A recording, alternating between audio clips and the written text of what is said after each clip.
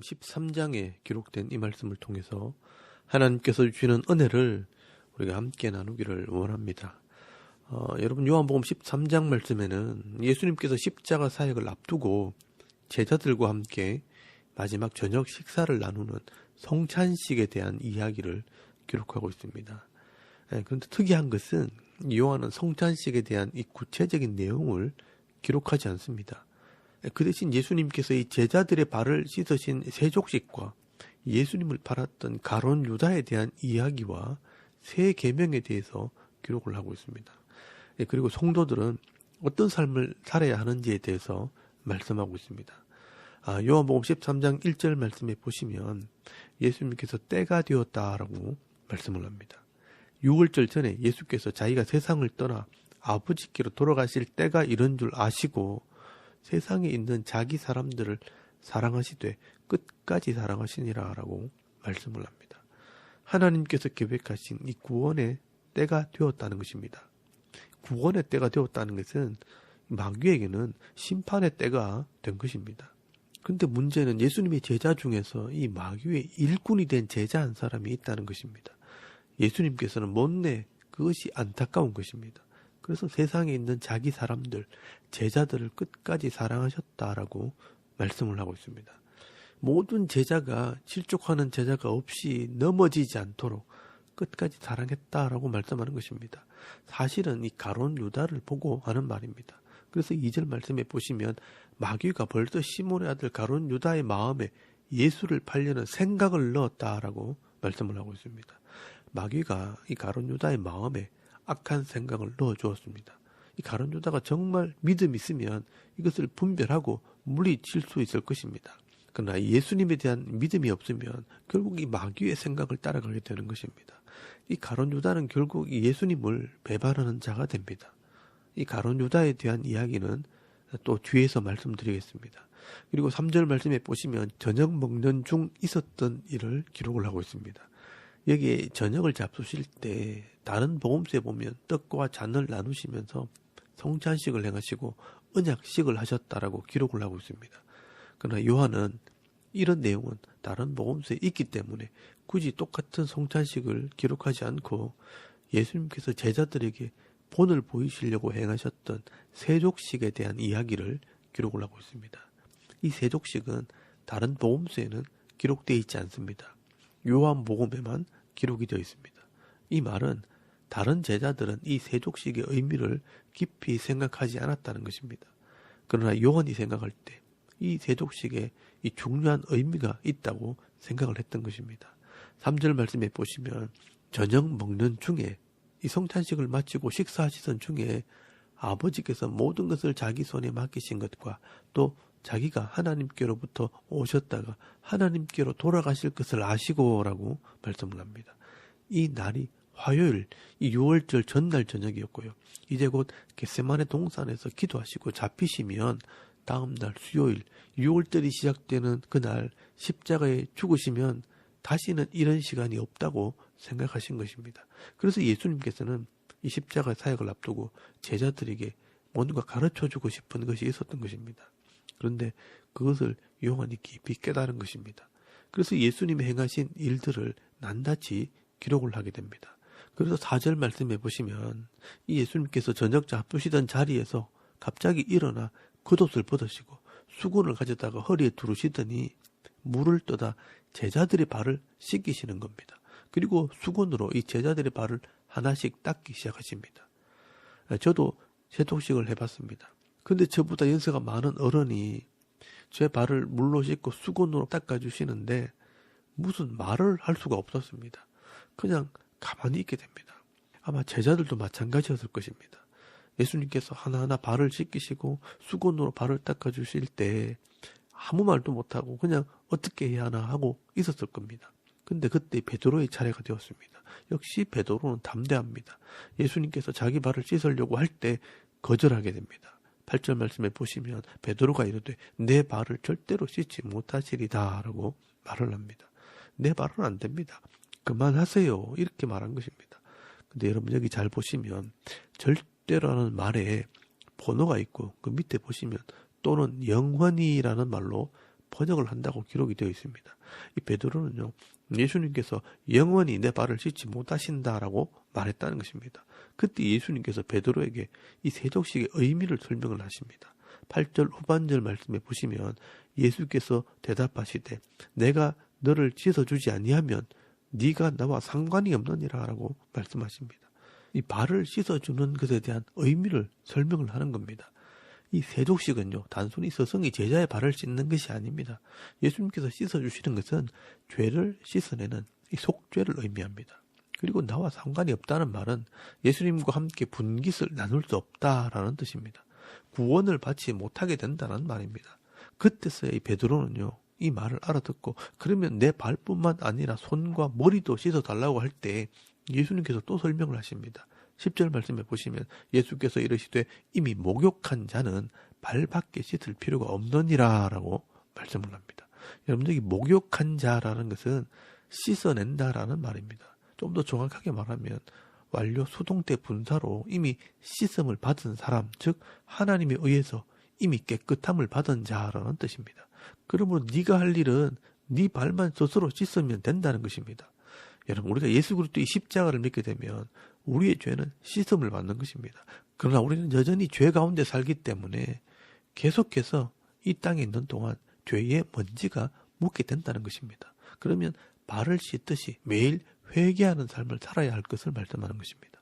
우리 몸에서 제일 더럽다고 생각하는 부분이 바로 발입니다. 그래서 집에 들어가면 제일 먼저 발을 씻듯이 하나님의 집에 올 때 매일 회개해야 할 것을 말씀하는 것입니다. 그러면 늘 깨끗하고 정결한 삶을 살 수 있게 되는 것입니다. 여러분, 이것이 바로 성도와 이 불신자들과의 다른 점입니다. 우리가 예수 그리스도의 십자가를 믿고 구원받는 자가 되었다는 것은 늘 회개하는 삶을 사는 사람이라는 말과 같은 것입니다. 그래서 예수를 믿지 않는 사람들은요, 늘 죄를 짓고 살면서도 자기가 죄를 짓고 있다는 것 자체를 모릅니다.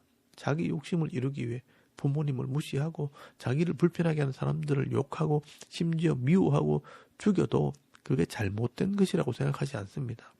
합리화하고 정당화합니다. 그래서 더 악해지고 더 포악해지는 것입니다. 여러분, 이 세상 사람들 한번 보시기 바랍니다. 자기 생각밖에 하지 않습니다. 기분 나쁘다고 사람을 죽이고 내 용돈 벌자고 다른 사람의 돈을 훔치고 내가 즐겁자고 다른 사람을 고통스럽게 하는 것을 죄라고 생각하지 않습니다. 그러나 예수를 믿고 죄 씻음 받은 사람들은요, 더러운 게 뭔지를 알기 때문에 때가 묻으면 금방 또 씻게 됩니다. 목욕을 한 사람은 온몸이 깨끗해졌기 때문에 작은 먼지라도 손과 발에 묻으면 더러워지는 것을 알기 때문에 또 바로 씻게 되는 것입니다. 그러나 한 번도 목욕을 해보지 못한 사람은요, 땅바닥에 들어 누워도 그게 더러운 것인 줄 알지 못하고요, 웬만한 더러운 것이 묻어도 그러려니 하고 그냥 살아가는 것입니다. 그러나 여러분, 예수를 믿고 죄사함 받은 사람들은 먼지 같은 작은 죄라도 죄로 느껴지고 깨달아져서 회개하게 되어 있다는 것입니다. 그리고 요한복음 14장 말씀에 나오지만 이 성령 하나님이 이 말씀을 통해 더 세밀하게 지적을 하게 됩니다. 말씀을 생각나게 하시고 그 말씀으로 우리의 작은 죄까지 기억나게 하시고 지적을 하시기 때문에 그 말씀에 순종할 때 회개하는 삶을 살게 되는 것입니다. 그래서 이 바울은요, 이것을 성령의 충만을 받으라라는 말로 표현을 하는 것입니다. 성령이 내 마음에 가득하게 된다는 말은 하나님 말씀이 내 마음에 가득하게 될 때 잘못된 것들이 고쳐지고 말씀대로 살아야 되겠구나 하는 결심을 하게 되는 것입니다. 그래서 성령의 열매들이 나타나게 되고 인격의 변화가 나타나게 되는 것입니다.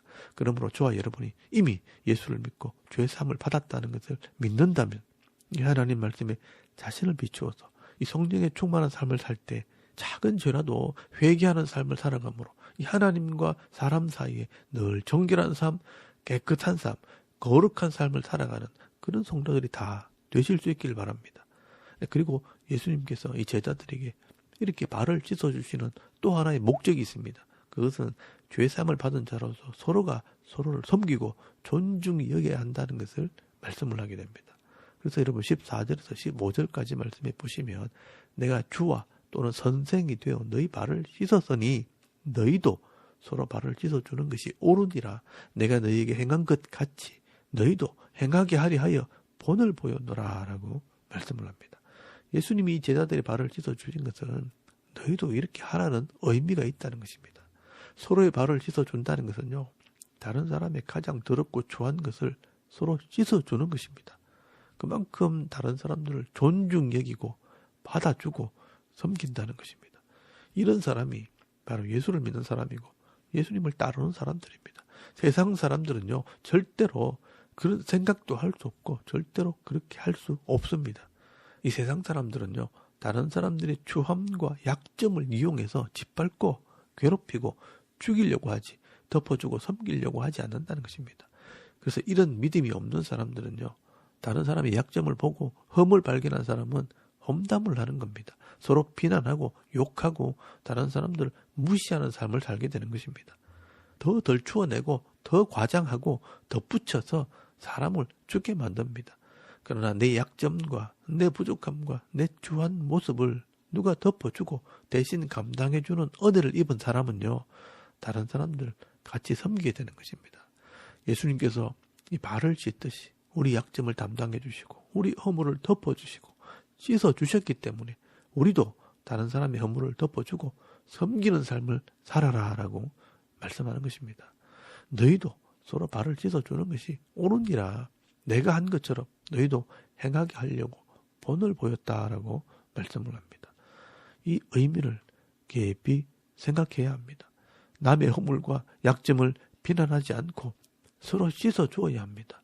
이것이 예수를 믿는 사람들이 해야 할 일이라는 것입니다. 그래서 17절 말씀에 보시면 내가 이것을 알고 행하면 복이 있으리라 라고 말씀하고 있는 것입니다. 여러분, 이 말씀을 깨닫고 순종하는 자들은요, 복 있는 사람이 되는 것입니다. 여러분도 예수님을 믿고 구원받은 자로서 서로가 늘 회개하는 삶, 서로를 섬기는 삶을 살아감으로 피차가 복을 받을 수 있길 바랍니다.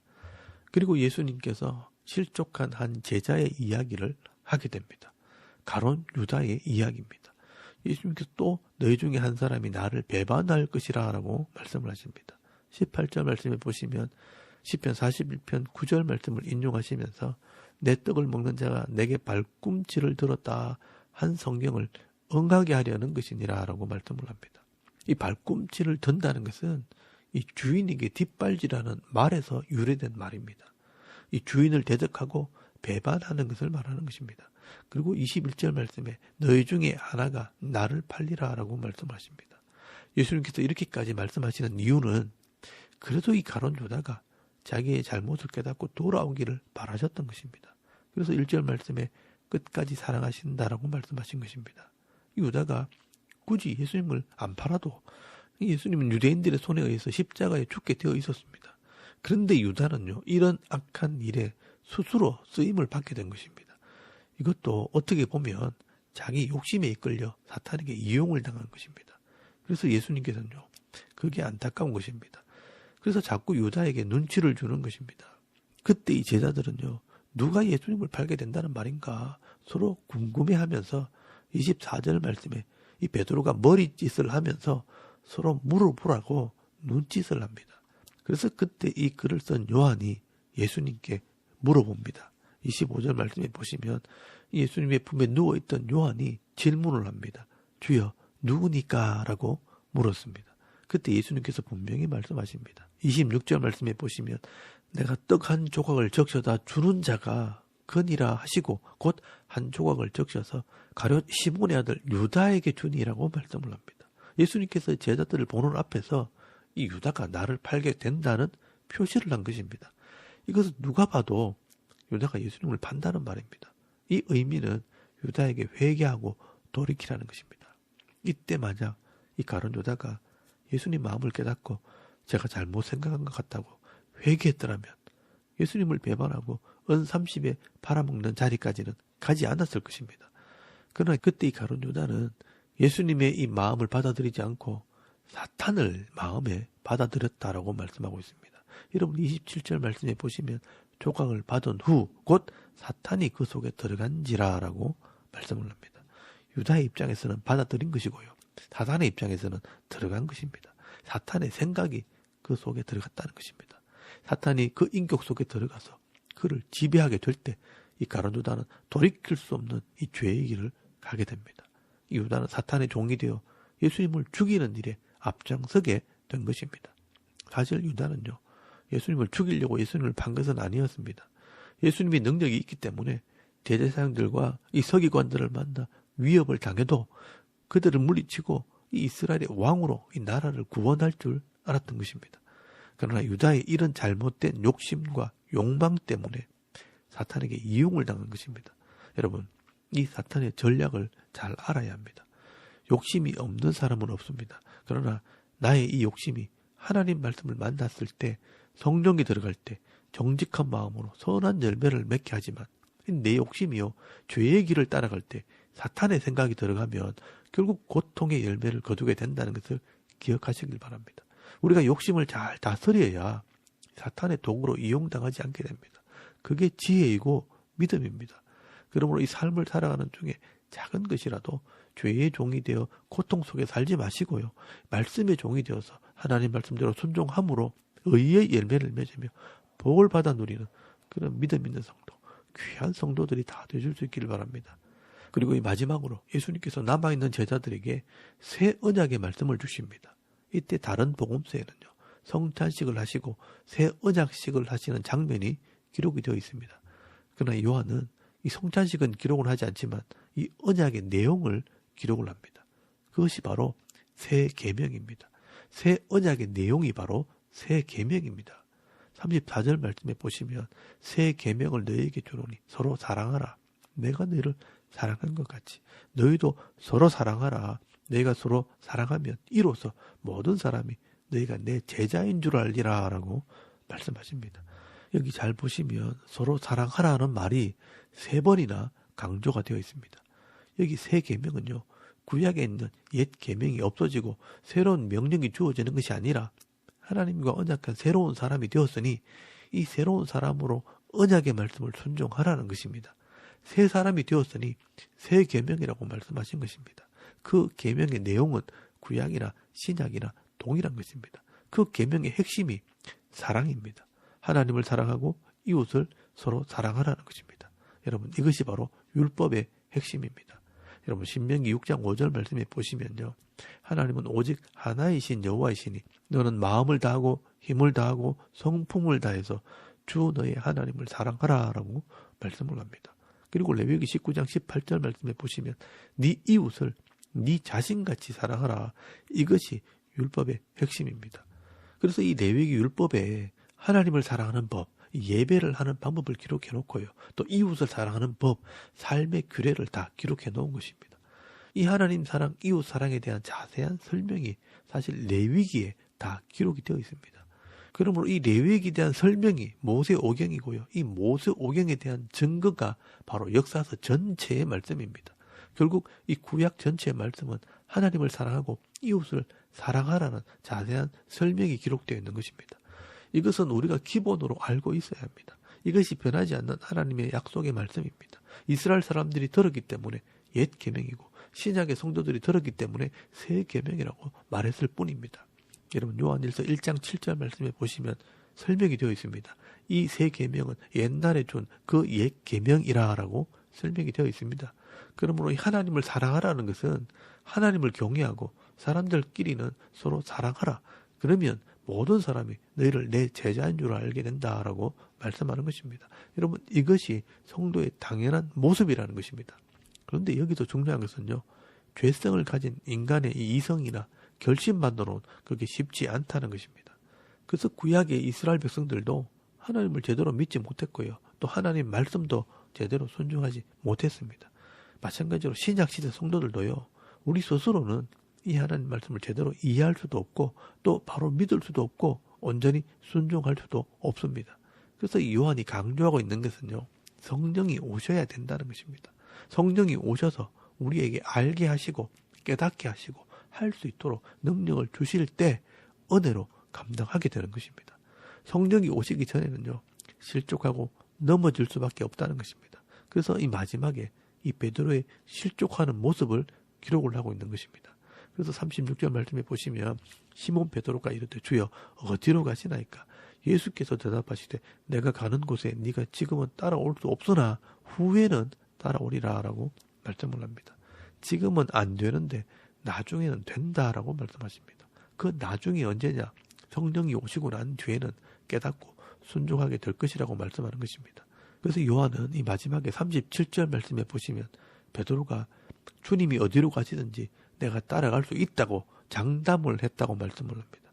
여러분, 신앙은 장담한다고 되는 게 아닙니다. 베드로가 이르되 주여 내가 지금 어찌하여 따라갈 수 없나이까? 주를 위하여 내 목숨을 버리겠나이다 하면서 장담을 합니다. 그러나 안 된다는 겁니다. 여러분, 이게 우리의 모습입니다. 내가 장담하고 다짐한다고 예수님을 따라갈 수 있는 게 아니라는 것입니다. 그래서 38절 말씀에 보시면 예수께서 네가 닭 울기 전에 3번이나 나를 부인하게 될 것이다 라고 말씀하십니다. 네가 스스로 장담하지만 실족하게 될 거다라고 말씀하는 겁니다. 여러분, 이것이 우리의 한계고 인간의 한계입니다. 그러나 성령이 이 땅에 오셔서 우리 마음에 하나님 말씀을 깨닫게 하고 믿게 하실 때 넉넉히 이기는 삶을 살 수 있게 되는 것입니다. 실제로 베드로는요, 성령이 오시기 전에는요, 장담을 해도 사람들 앞에서 예수님을 부인하고 욕까지 하게 됩니다. 그러나 이 성령이 마음에 임하고 난 뒤에는요, 전혀 다른 사람으로 변하게 됩니다. 그래서 사도 바울도 말합니다. 로마서 8장 13절에서 14절까지 말씀해 보시면 내가 육신대로 살면 반드시 죽을 것이로되 영으로서 몸의 행실을 죽이면 살리니 무릇 하나님의 영으로 인도함을 받는 사람은 곧 하나님의 아들이라라고 말씀을 합니다. 성령으로 인도함을 받는 사람, 하나님의 사람입니다. 26절 말씀에는요, 성령도 우리의 약함을 도우시나니 우리는 마땅히 기도할 바를 알지 못하나 오직 성령이 말할 수 없는 탄식으로 우리를 위하여 친히 간구하시느니라 라고 말씀을 하고 있습니다. 성령이 오시면 우리를 온전한 그리스도인으로 변화시켜 주신다는 것입니다. 여러분, 오늘 요한복음 13장 말씀에서는요, 예수님께서 이 세족식을 통해 너희들이 내 제자라면 서로 발을 씻어주라, 서로 사랑하라 라고 말씀하셨습니다. 그러나 성령을 통해 깨닫지 못하면 가룟유다처럼 예수님을 팔아먹고 베드로처럼 예수님을 모른다고 부인하는 실수를 범하게 된다는 것입니다. 지금은 안 되지만 성령이 오시면 알게 될 것이고 깨닫게 될 것이고 순종하게 될 것이라고 말씀하는 것입니다. 그러므로 이 성도는요, 성령이 없으면 이렇게 실수하고 넘어질 수밖에 없습니다. 그러나 성령의 충만함을 받게 될 때 우리는 선악을 분별하고 온전히 믿음으로 새로운 생각을 하고 새로운 삶을 살 수 있게 되는 것입니다. 그래서 이 요한복음 14장 말씀부터는 예수님께서 이 성령에 대한 이야기를 하게 됩니다. 이 성령에 대한 이야기는 다음 시간에 말씀을 나누게 될 것입니다. 오늘 저와 여러분, 이 성령을 통해 예수님의 십자가를 믿음으로 죄사함 받고 하나님의 자녀가 되었다면 이제 성령의 충만함을 받아서 하나님 말씀대로 순종함으로 하나님을 사랑하고 이웃을 사랑하는 삶을 살아갈 때 죄를 이기고 사탄의 권세를 이기고 욕심을 이기는 삶, 승리의 삶을 살아가는 저와 여러분의 이런 영적인 삶의 모습이 되실 수 있기를 주의 이름으로 축원합니다. 아멘. 우리 잠깐 기도드리겠습니다. 오늘도 성령 충만함을 받아 말씀대로 순종함으로 성령의 열매가 있는 하루가 되게 없어서 또 이 나라와 민족을 위해서 또 섬기는 교회와 이 가정을 위해서 또 개인의 기도 제목을 따라 기도하고 오늘 하루 삶을 또 시작할 수 있길 바랍니다. 다 같이 우리 하나님께 한번 기도드리겠습니다. 살아계신 하나님, 은혜를 참 감사합니다. 오늘 이 아침 우리 하나님을 먼저 예배하게 하시고